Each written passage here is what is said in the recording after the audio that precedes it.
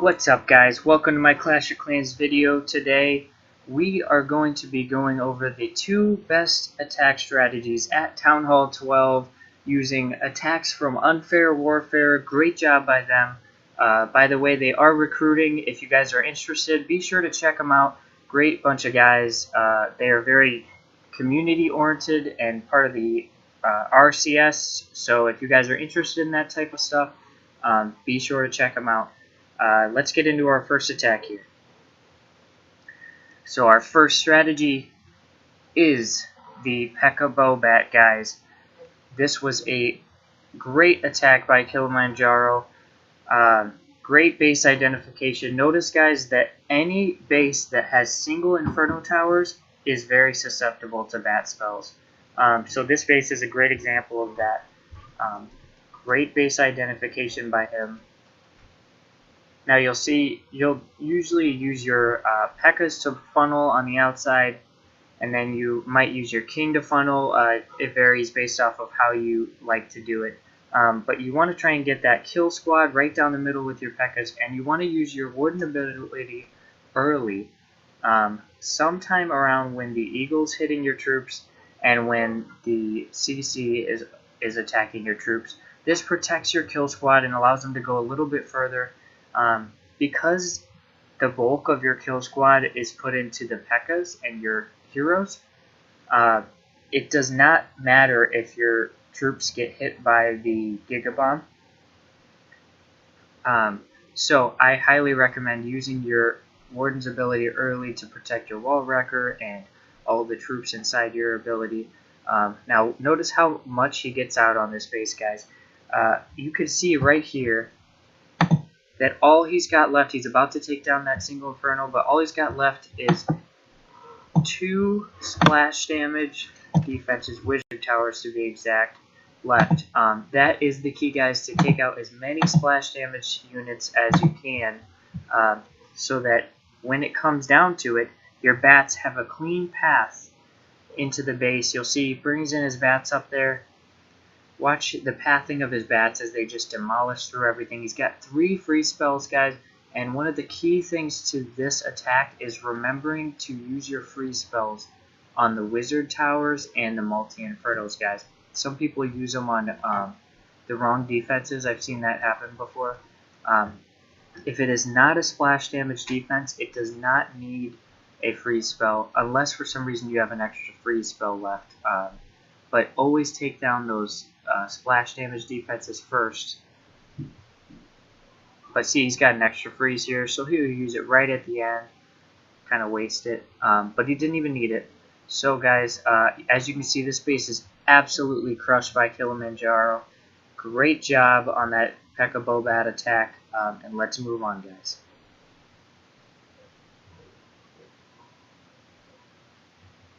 Next we have our Bat Slap attack, guys. These are the two most powerful attack strategies at Town Hall 12, and I think that they will be for a very long time. Notice the base identification on this base by Warrior. Notice that there's only one Multi-Inferno Tower, and the rest are single. The Wizard Towers are on the back end, but that's not really going to matter too much, because you'll see how he's got 4 freeze spells at the bottom, which is plenty to freeze for those Wizard Towers. So guys, let's check it out. The goals with this Bat Slap attack are that you want to use your King to funnel on one side and your E-Drag to funnel on the other. That is the general idea of the funnel. If you can get your King to come back in with the rest of your troops, it's always good, because the Barbarians coming in with the King ability help kind of distract with the Witches. But the idea is to get that Eagle artillery down as fast as you possibly can. Anytime you can get that down really fast and take out the Multi-Infernos really fast, this is a great strategy for those bases. Both of these strategies work really well on almost all bases, honestly. Though it is best to look for bases that have single Inferno Towers, meaning less splash damage, to use bat spell attacks.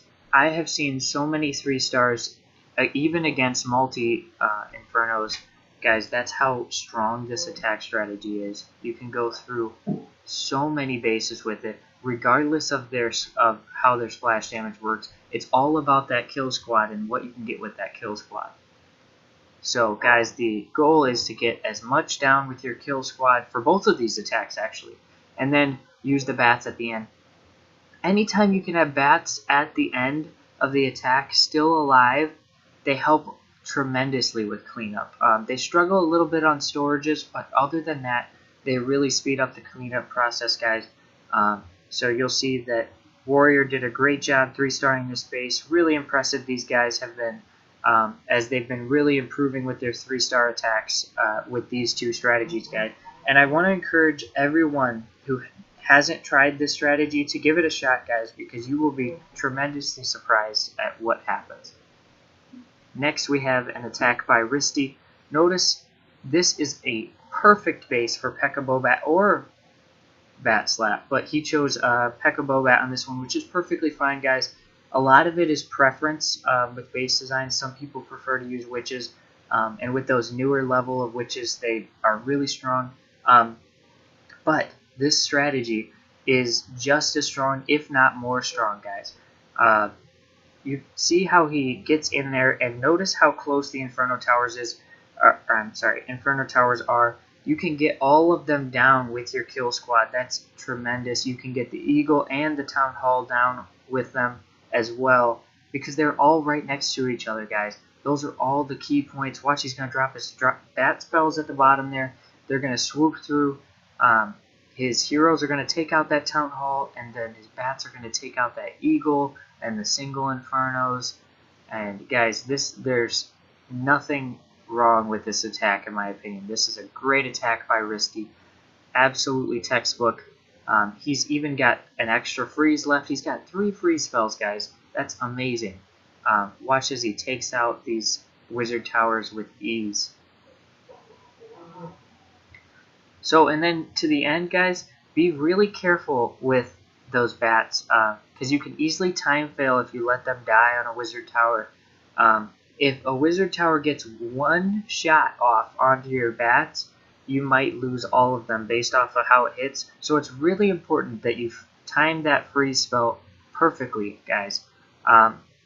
It's really tricky at first. It seems like it's impossible to learn, but it's a lot easier than you guys think.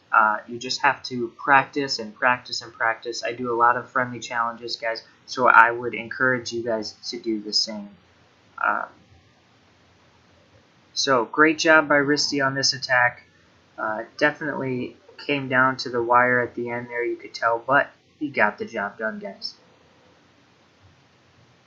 Now our last attack is, of course, the Bat Slap strategy. I told you guys there would be 2 hits for each, 2 hits for each attack strategy.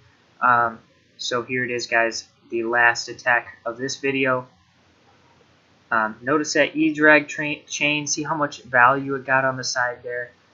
Again, generally you're going to use your King and an E-Drag to funnel for this attack strategy. It just seems to be the easiest thing. It can be changed around a little bit. As you guys notice, this is not a max Town Hall 12. However, it's just as difficult, honestly. I have failed on so many non-max Town Hall 12s, guys. Never underestimate lower Town Hall levels. Dip attacks for me are actually the scariest thing, because if you fail, it's even worse than failing a Town Hall your same level, guys. So notice that jump spell in the middle.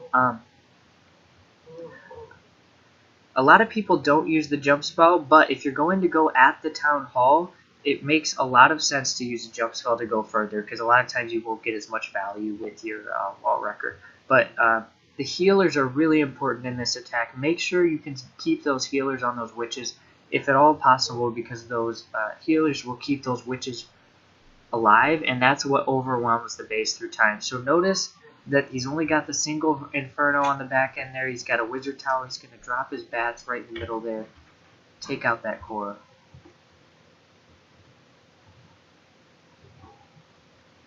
Watch his bats as he freezes that wizard tower. Perfect timing, guys. Perfect timing. You don't want it to be too early or too late. It could be devastating.